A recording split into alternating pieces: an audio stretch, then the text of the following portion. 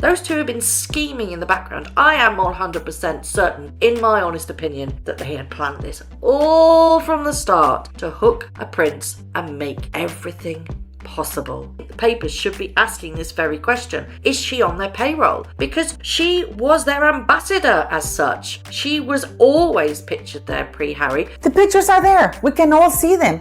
Why isn't anybody questioning this? Karina Shulia was Jeffrey Epstein's last known girlfriend. What if the royal love story wasn't entirely a romance, but the result of a deliberate approach? What if Harry wasn't simply in love, but was drawn into a prearranged scenario? And if so, were those who warned him the very people he had gradually distanced himself from? Currently, what continues to raise questions is the change in operations.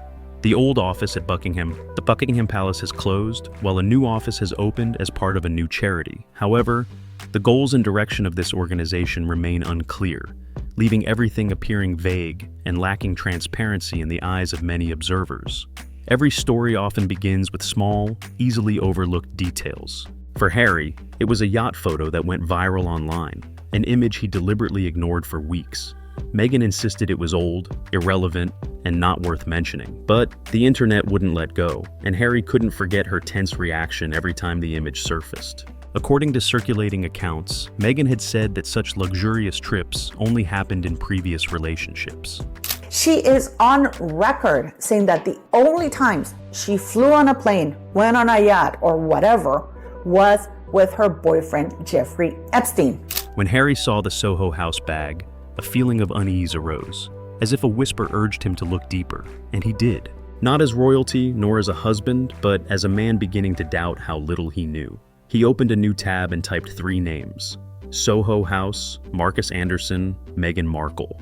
Currently, this organization presents itself as a workspace for creative thinking, connecting a global community from creative industries.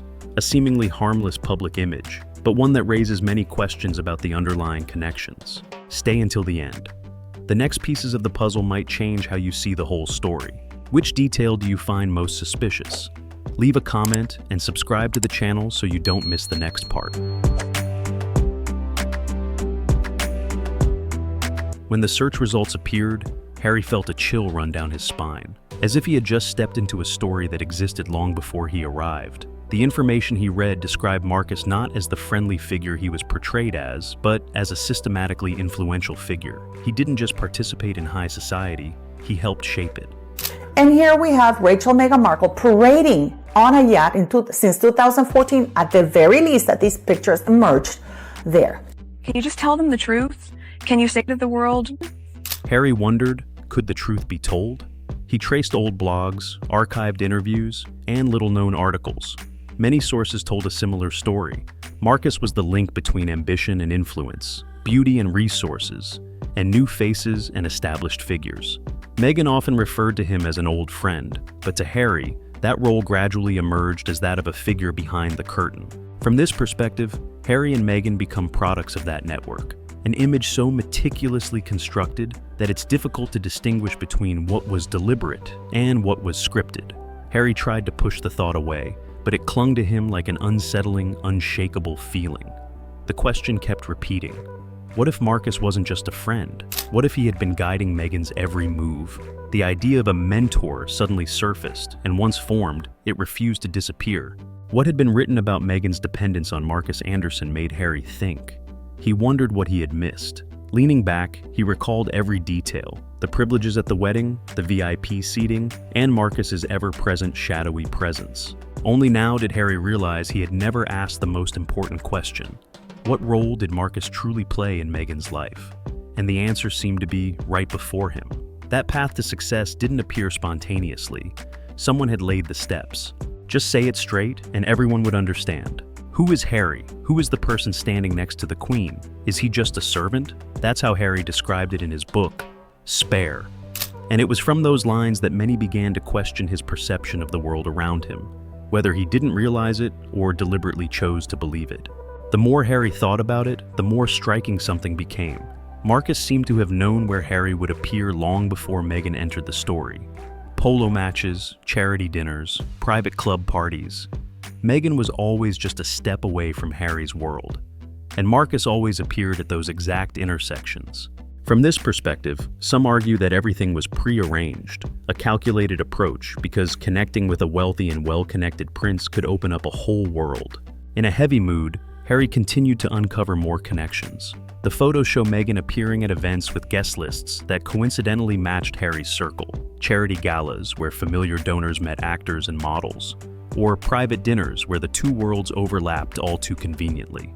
When Meghan Markle arrived in Toronto in late 2011, they even went there on their first date. And can you remember the, my friend is so amazing, Daniel Martin, the makeup artist? He plugged Soho's crockery on his Instagram while implying that he was with Meghan. What shocked Harry most wasn't the photos or rumors, but the numbers, cold, objective, undeniable. He looked back at Meghan's lifestyle before they met. Cross-continental trips, impeccably styled promotional outfits, high-end hotels, and dinners at luxurious venues. At the time, everything looked like the normal life of a rising actress. But when you put the expenses side by side, nothing matched. Even their first date took place in those same places. A close friend in the beauty industry once posted a promotional photo for Soho products, hinting at being with Meghan. This person knew her income, spending limits, and the expensive membership fees of Soho House, especially when participating in multiple cities. Yet, according to accounts, for years, Meghan's membership fees were completely waived. Not a discount, but a waiver. Especially Jessica Mulroney. Yes, it was Marcus Anderson who basically inserted Meghan Markle inside of the highest society here in Toronto. From that, a question arose. Someone was providing patronage. Someone was ensuring access to the private spaces controlled by Marcus. And wherever the rich and powerful gathered, Meghan was present. When Harry discreetly contacted someone who had worked at Soho House, that person hesitated before admitting, based on accounts, that some women were guaranteed access to and support for the lifestyle, and no one questioned it. This made Harry wonder, what was Meghan's real connection to Soho House? Clearly it was more than just a friendship with Marcus Anderson. The numbers Harry had recorded didn't match. According to estimates, the lifestyle before they met cost tens of thousands of dollars a year, a sum difficult for a mid-level actress to sustain. This raised suspicions of systematic patronage and preparation. Harry gradually realized he hadn't saved anyone from obscurity, but may have walked into a carefully orchestrated scheme, and the name Soho House kept coming back. For years, Harry avoided looking at the wedding guest list because he trusted it and wanted to forget the family tensions. Now, he opened it not for nostalgia, but to find answers. According to sources, when Soho House opened, Marcus's people brought Meghan back into that network, introducing her to key figures, a detail that makes the suspicions even harder to ignore. Harry spread the papers out on the table, scanning each name, and then the reality gradually became clear. Of the approximately 200 guests, more than 60 were connected to Soho House. Members, leaders, patrons, influencers, faces linked to the network Marcus had built. They weren't close friends or colleagues who had shaped Meghan's career, but individuals belonging to the same club where she had been mentored and supported. Harry recalled a photo from the party. Marcus standing next to Soho House leaders, their smiles serene, like people who had just seen a plan come to an end. No one seemed surprised by the marriage. They looked as if they had been waiting. Leaning back, Harry suddenly understood. The wedding wasn't just a celebration, but a gathering of a network, where all connections were present. And in that moment, he felt not just an attendee, but the center of the complete picture. It's no coincidence that this story is so quiet. It's both shocking and too obvious to ignore.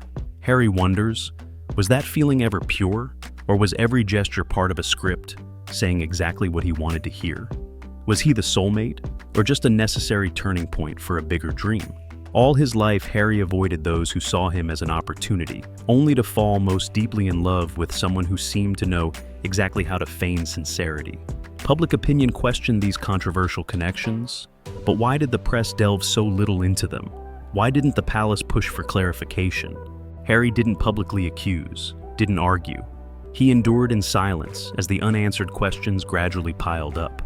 And then a chilling thought emerged. He wasn't a miracle, but perhaps a destination, a long-prepared goal. From then on, Harry lived with an unforgettable truth, though it was never spoken aloud. What do you think of this story? Leave a comment and let's discuss. Subscribe to the channel so you don't miss the next pieces.